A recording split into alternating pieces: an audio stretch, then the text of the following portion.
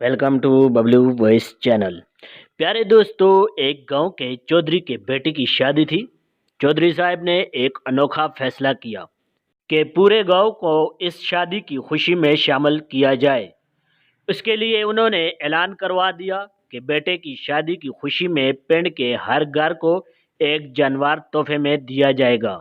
मजीद ये कि जिस घर में मर्द का राज होगा वहां एक घोड़ा दिया जाएगा और जिस घर में औरत का राज होगा वहां एक मुर्गी दी जाएगी।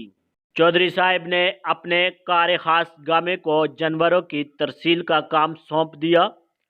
पहले ही घर में गामा दोनों मियाँ बीवी को सामने बिठाकर पूछता है कि घर के फैसले कौन करता है।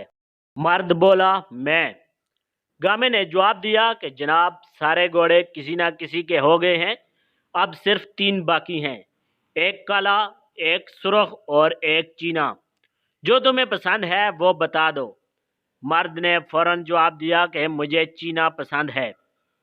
पास ही बैठी बीवी ने बुरा सा मुंह बनाते हुए अपने खामद को टोका और ऊंची आवाज में बोली, नहीं नहीं, हम काला लेंगे।